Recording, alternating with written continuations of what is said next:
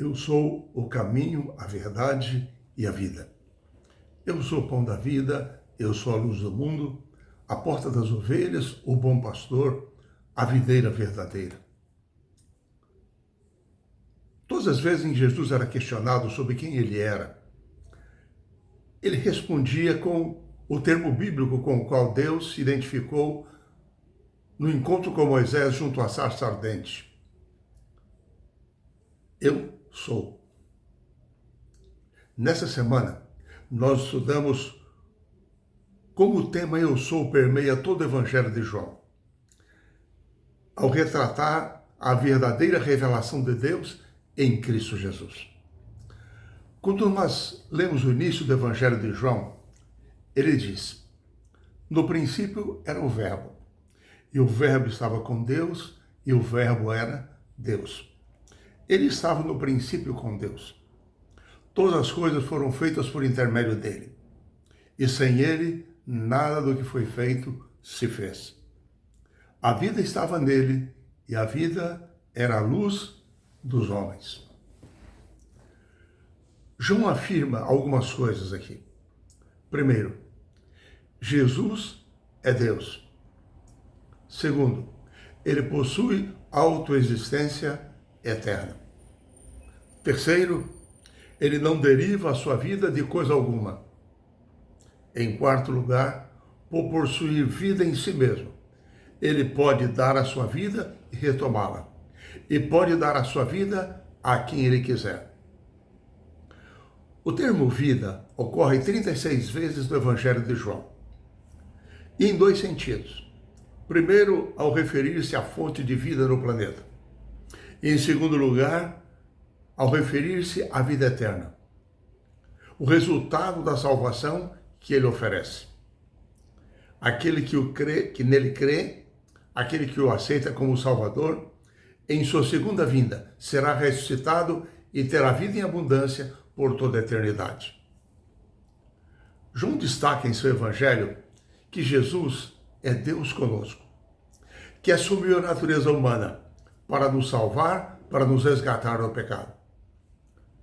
Quando Jesus conversou com Nicodemos, ele disse-lhe que, assim como Moisés levantara a serpente no deserto, assim também importava que o Filho do Homem fosse levantado na terra, para que pudesse dar vida eterna a todo aquele que nele crê. Quando Jesus interpelou os discípulos, porventura quereis vós outros também retirar-vos? Eles logo responderam de modo direto: para quem nós iremos? Tu tens as palavras da vida eterna. Para quem iremos nós? Foi a pergunta que eles fizeram. Ou seja, a salvação está na pessoa de Jesus. A expressão vida eterna ocorre 17 vezes no Evangelho de João. Refere-se à vida que receberemos na ressurreição, na segunda vinda do Senhor, uma renovação da vida do Éden, uma vida que não terá mais fim. João destaca nas palavras de Jesus sobre a vida eterna é que ela é o resultado de crer nele, o dom da justiça de Deus, recebê-lo como seu Salvador pessoal, arrepender-se dos seus pecados, receber o seu perdão, permanecer nele, viver uma vida de obediência. Esse, disse Jesus, ele intercederá em favor dele no juízo, concedendo-lhe o direito à vida eterna. No Evangelho de João, como podemos entender quais são os passos para tornar-se um cristão? João destaca em seu Evangelho 2 passos-chave: crer em Jesus e nascer de novo. No Evangelho de João nós percebemos que o primeiro passo, crer em Jesus, significa recebê-lo como Salvador. É o resultado da convicção promovida pelo Espírito Santo na mente do pecador, iluminando-a com convicção, despertando-lhe a fé, quando ouvimos e estudamos a palavra de Deus. A fé é o dom, a capacidade que Deus nos oferece, que Ele nos concede, de nós crermos, de aceitarmos a salvação que dele provém.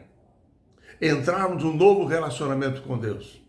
Assim, aquele que nele crê passa a ter direito à vida eterna como resultado.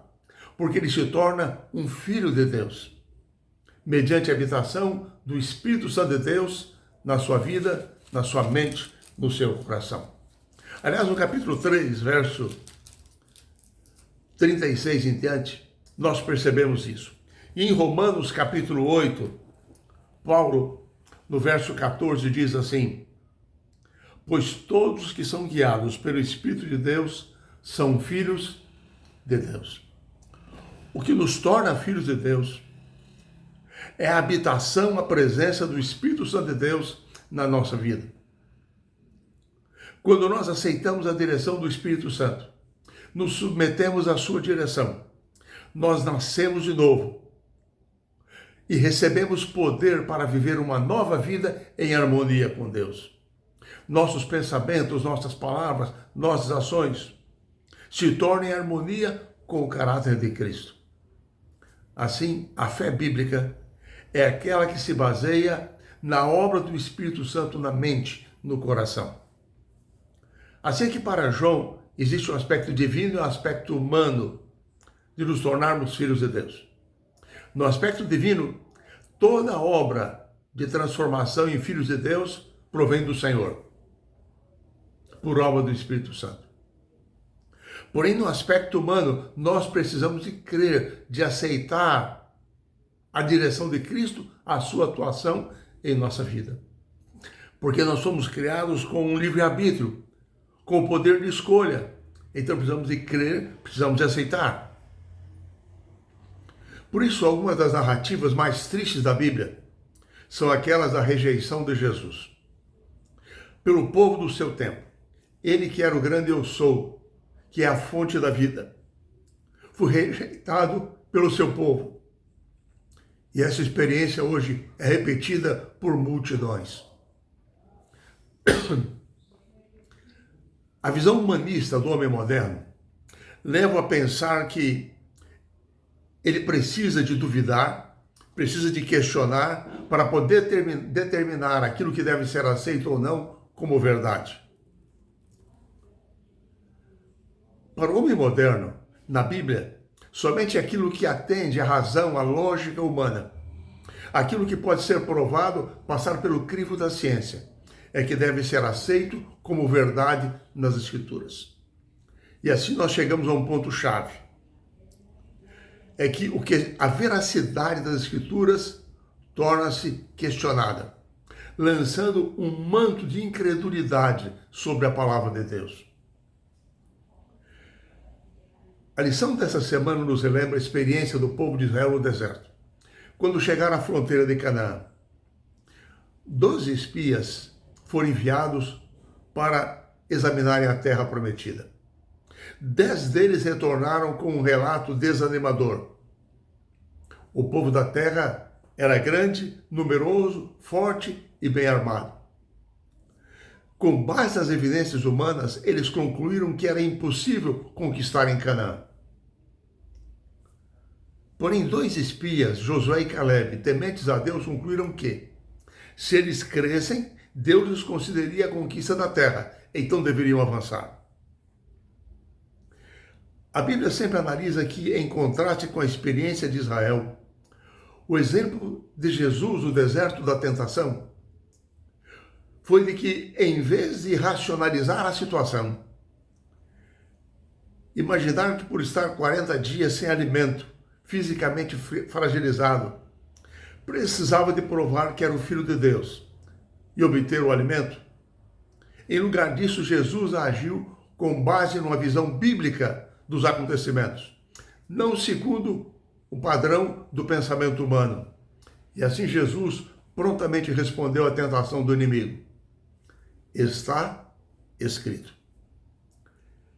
Em seu encontro com Nicodemos, Jesus destacou a ele que, primeiro, quem ama a Deus pratica a verdade e se aproxima da luz. Segundo lugar, quem não ama a Deus pratica o mal e se afasta da luz, porque a luz o aborrece porque ele não quer que sejam provadas as suas obras. Em terceiro lugar, Jesus disse a Nicodemos que quem crê em Cristo aceita a sua justiça em lugar de sua vida de pecado. E no juízo de Deus, ele não é julgado, não é condenado. Aliás, o termo aqui utilizado para juízo, no grego, no Novo Testamento, é a palavra crisis. Ou seja, aquele que teme a Deus, que crê em Jesus, no juízo de Deus não entra em crise. Porque aquele que crê em Cristo, Cristo apresenta a sua justiça, a sua vida justa e perfeita, sua morte na cruz em seu lugar, em lugar da sua imperfeição. É por isso que em João 3,36, nós lemos o seguinte: por isso, quem crê no Filho tem a vida eterna, e todavia se mantém rebelde, o que contudo se mantém rebelde contra o Filho não terá vida, mas sobre ele permanece a ira de Deus. Enfim, para o pecador arrependido, que aceita a vida justa e perfeita de Cristo, sua vida, sua morte, sua ressurreição, a sua vitória sobre o pecado, para ele, Cristo é a fonte da vida eterna. Na lição desta semana, na parte de sexta-feira, nós encontramos um parágrafo preciosíssimo, onde lemos: Cristo foi tratado como nós merecíamos, para que pudéssemos receber o tratamento a que ele tinha direito. Ele foi condenado pelos nossos pecados, nos quais não tinha nenhuma participação, para que fôssemos justificados por sua justiça, na qual nós não tínhamos parte. Ele sofreu a morte que era nossa, para que recebêssemos a vida que era dele. Esse texto está no livro Desejado de Todas as Nações, páginas 13 e 14. Enfim, a fé é o dom que Deus nos concede, de nós nos relacionarmos com Ele, exercendo fé nele, não racionalista, mas apegando-nos à visão bíblica de quem é Deus, do seu amor, seu cuidado para conosco, permitindo que Ele dirija a nossa vida, a nossa mente. Nós podemos em Cristo ter vida eterna e tê-la em abundância. Que o Senhor nos bendiga, nos fortaleça na fé, na confiança nele, nesse relacionamento com o Salvador Jesus Cristo, para que você e eu um dia estejamos no reino de Deus.